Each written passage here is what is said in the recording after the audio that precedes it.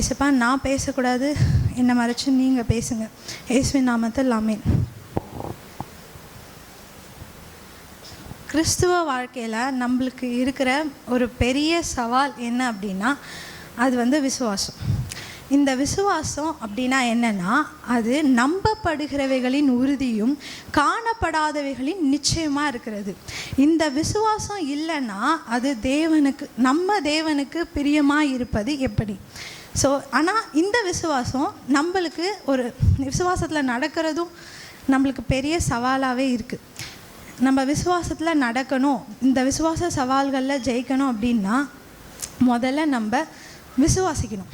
For example, இப்போ நம்மளுக்கு ஒரு 50,000 இல்லை 1 lakh வேணும் அப்படின்னா 10,000 சம்பாதிக்கிறவங்க கிட்ட போய் நம்ம கேட்க மாட்டோம். ஏன்னா அதை அவங்களால தர முடியாது. நம்ம போய் ஏசப்பா கிட்ட ஒன்று கேட்குறோம் அப்படின்னா இதை அவர் தருவாருன்னு ஃபஸ்ட்டு நம்பணும். அதுக்கு அவர் யார், அவர் எப்படிப்பட்டவர், அவர்கிட்ட நம்ம என்ன கேட்கணுன்றதை நம்ம தெரிஞ்சிருக்கணும். ஃபஸ்ட்டு ஏசப்பா யாருன்னு நம்ம தெரிஞ்சிருக்கணும். ஏசப்பா சர்வத்தையும் சிருஷ்டித்தவர், அவரால் செய்ய முடியாத காரியம்னு ஒன்றுமே இல்லை. நம்ம என்ன கேட்டாலும் அதை ஏசப்பா நம்மளுக்கு செய்வார். சில விஷயங்கள் நம்ம கேட்காமலேயும் அவர் நம்மளுக்கு செஞ்சுருக்கிறாரு. கேட்காம அவர் நம்மளுக்கு செய்யணும் அப்படின்னா முதலாவது தேவனுடைய ராஜ்யத்தையும் அவருடைய நீதியையும் நம்ம தேடணும். அப்பொழுது இவைகள் எல்லாம் நம்மளுக்கு கூட கொடுக்கப்படும். ரெண்டாவது, ஏசப்பா கிட்ட நம்ம எப்படி கேட்கணும் அப்படின்னா விசுவாசித்து கேட்கணும், கூட உரிமையோடு கேட்கணும். ஏன்னா நம்ம எல்லாரும் அவரோட பிள்ளை. அது மட்டும் இல்லாமல் அவரோட நாமத்தை சொல்லி கேட்கணும். என் நாமத்தினாலே நீங்கள் எதை கேட்டாலும் அதை செய்வேன்னு ஏசப்பா சொல்லியிருக்கிறாரு. அதனால் அவர் நாமத்தோட சொல்லி நம்ம உரிமையோட ஏசப்பா கிட்ட கேட்கும் போது அதை ஏசப்பா கண்டிப்பாக கொடுப்பார். மூணாவது, ஏசப்பா கிட்ட எப்படி கேட்கக்கூடாது அப்படின்னா யாக்கோபு 1வது அதிகாரம் 6வது வசனம்.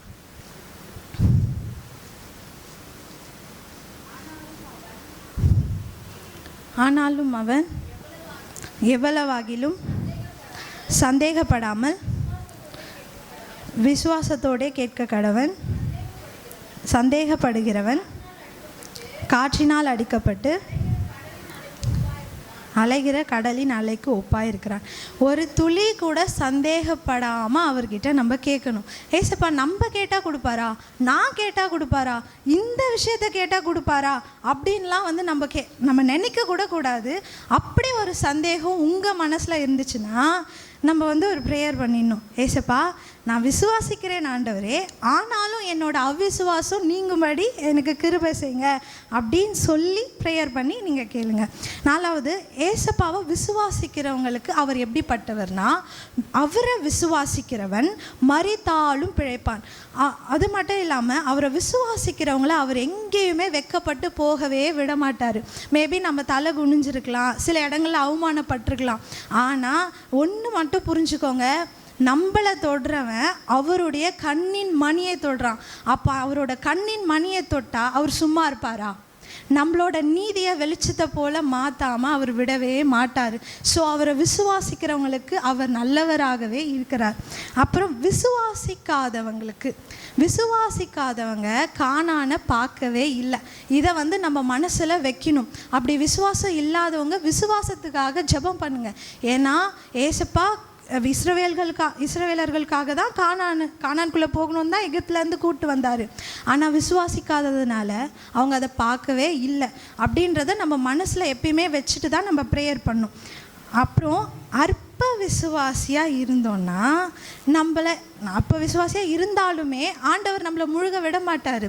நம்ம காற்றையும் கடலையும் பார்த்து நம்ம மூழ்கியே போயிட்டாலும் ஃபஸ்ட்டு நம்மளை கையை பிடிச்சி தூக்கிட்ட பிறகு தான் அற்ப விசுவாசியே ஏன் சந்தேகப்பட்டீர்கள் அப்படின்னு சொல்லிட்டு நம்மக்கிட்ட கேட்பார். அதுக்கு முன்னாடியே அவரோட கரம் நம்மளை தூக்கிறதுக்காக நின்றோம். ஸோ நம்மளோட ஆண்டவர் இப்படிப்பட்டவர்.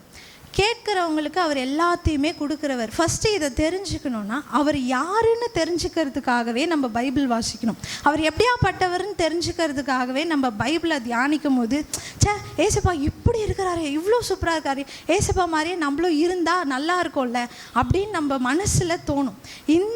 இந்த ஒரு தோன்றல் ப்ரேயராக மாறும். இந்த ப்ரேயரை கேட்க வல்லவர், செய்யவும் வல்லவராக இருப்பார். அதை நம்ம வாழ்க்கையில் அவர் நிச்சயமாக தருவார். அதுக்கப்புறமா ரெண்டாவது விசுவாசிக்கணும் அப்படின்னா வாசிக்கலாம். ரோமர் 10வது அதிகாரம் 17வது வசனம். ஆதலால் விசுவாசம் கேள்வியினாலே வரும், கேள்வி தேவனுடைய வசனத்தினாலே வரும். நம்ம ஏசப்பா யாருன்னு தெரிஞ்சுக்கிறதுக்காக பைபிளை தியானிக்கிறது எப்படியோ அதே மாதிரி நம்ம பைபிள் வாசிக்கிறோம். ஆனால் அதில் நம்ம ஏசப்பா கிட்ட கேள்வி கேட்டுகிட்டே இருக்கணும். ஏசப்பா இது என்ன, இது எதுனால, நம்மளுக்கு புரியலைன்னா வாசித்து அப்படியே விட்டுடக்கூடாது. நம்ம கேட்க கேட்க கேட்க அவர் பதில் சொல்லிகிட்டே இருப்பார். என்றைக்குமே அழுகிற பிள்ளை தான் பால் குடிக்கும். அதே மாதிரி நம்ம கேட்க கேட்க கேட்க ஆண்டவர் பதில் சொல்லிகிட்டே இருப்பார். அந்த பதிலை நம்ம கேட்க கேட்க கேட்க அதனால நம்மளுக்கு விசுவாசமும் அதிகமாகும். அதனால் அந்த விசுவாசத்தினால நம்மளுக்கு ஒரு பலன் வரும். அந்த பலனால் எல்லா சூழ்நிலைகளையும் நம்மளால் நிற்கவும் முடியும், ஆண்டவருக்குள்ளே நடக்கவும் முடியும். எல்லா சவால்களையும் துணிச்சலோடு நம்மளால் எதிர்கொள்ளவும் முடியும். ஏன்னா அது இங்கே இருக்கிற பலன் கிடையாது, அது பரத்திலிருந்து வந்த பலன். அந்த வார்த்தையை நம்ம எப்படி கேட்குறோம், எவ்வளோ அட்டென்ஷனோடு கேட்குறோம், அதுக்கு நம்ம எவ்வளோ முக்கியத்துவம் கொடுக்குறோம். நம்ம தனியாக பைபிள் வாசிக்கும் போதும் சரி, நம்ம ப்ரேயரில் கேட்கும் போதும் சரி, அதை நம்ம யோசிக்கணும். அப்போ தான் நம்ம இந்த முதல்ல விசுவாசிக்கணும். இந்த விசுவாசம் இருக்கணும்னா நம்ம அவரை அறிஞ்சிருக்கணும். ரெண்டாவது, விசுவாசத்தில் நம்ம நிலைக்கணும். வாசிக்கலாம். மத்தேயு 26வது அதிகாரம் 31, 32, 33.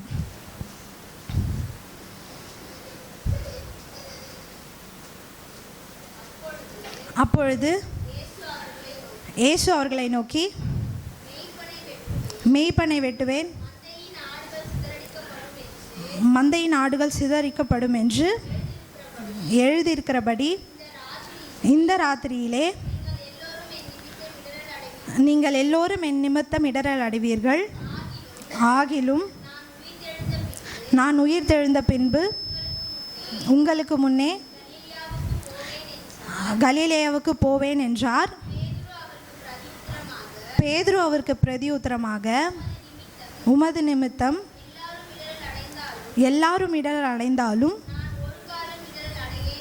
நான் ஒரு காலமும் இடரல் அடையேன் என்றான். இங்கே ஏசப்பாவே சொல்கிறாரு, நீங்கள் எல்லாருமே என் நிமித்தம் இடரல் அடைய போகிறீங்கப்பா அப்படின்னு சொல்லிட்டு. அந்த செகண்டில் பேதுரு சொல்கிறாரு, ஏசப்பா எல்லாரும் இடரல் அடைஞ்சாலும் நான் இடரல் அடைய மாட்டேன் அப்படின்னு சொல்கிறாரு. அதுக்கப்புறம் நடந்தது நம்மளுக்கே தெரியும். ஏசப்பாவை பேதுரு என்ன பண்ணுவார், மறுதளிச்சிருவார். நம்மளை சிறுவையில் அரைஞ்சிருவாங்களோ இல்லை ஏதாவது ஒரு பயம் இருக்கும். இப்படியாப்பட்ட பேதுரு ஒரு இடத்துல என்ன பண்ணுறாருன்னு பார்க்கலாம். வாசிக்கலாம். அப்போஸ்தலர் 4வது அதிகாரம் 2, 3, 4. அவர்கள் ஜனங்களுக்கு உபதேசிக்கிறதுனாலும் இயேசுவை முன்னிட்டு மருத்துவரில் இருந்து உயிர் தெழுதலை பிரசங்கிக்கிறதினாலும் சினங்கொண்டு அவர்களை பிடித்து சாயங்காலமாக இருந்தபடியினால் மறுநாள் வரைக்கும் காவலில் வைத்தார்கள். இப்போது இங்கே என்ன நடக்குதுன்னா, அதே இடம்தான், அதே யூதர்களுக்கு முன்னாடி தான் பேதுரு எழுந்து நின்று ஏசப்பாவை பற்றி மட்டும் இல்லை, ஏசப்பா உயிர் தெழுந்தாருன்னு தைரியமாக பேசுகிறாரு.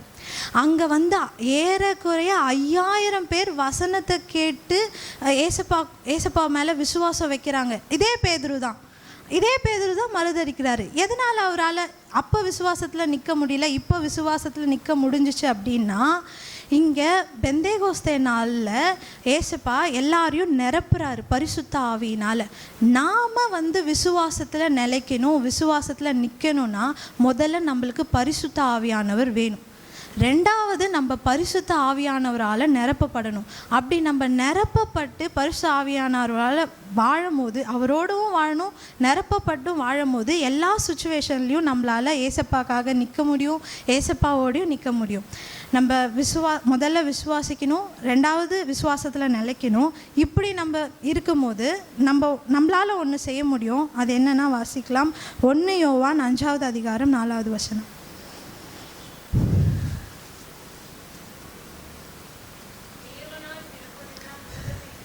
தேவனால் பிறப்பதெல்லாம் உலகத்தை ஜெயிக்கும்,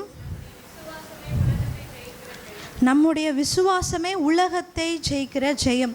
நம்ம விசுவாசிக்கும் போதும் விசுவாசத்தில் நிலைக்கும் போதும் நம்மளால் இந்த உலகத்தையே ஜெயிக்க முடியும். உலகம்னா என்ன அப்படின்னா 1 யோவான் 2வது அதிகாரம் 16வது வசனம். ஏனெனில் மாம்சத்தின் இச்சையும் கண்களின் இச்சையும் ஜீவனத்தின் பெருமையும் ஆகிய உலகத்தில் உள்ளவைகள் எல்லாம் பிதாவினால் உண்டானவைகள் அல்ல, அவைகள் உலகத்தினால் உண்டானவைகள். இந்த உலகத்தினால் உண்டாயிருக்கிற உலகத்துக்குரியது, அழிஞ்சு போகிற எல்லாமே உலகத்துக்குரியது. இதை நம்ம ஜெயிக்கணும்னா நம்ம விசுவாசிக்கணும், விசுவாசத்தில் நடக்கணும், இப்படி விசுவாசத்தில் நிலைக்கணும். இப்படி விசுவாசத்தில் நிலைச்ச ஒரு பர்சன் யாருன்னா பவுல். ரோமர் 7வது அதிகாரம் 15வது வசனம்.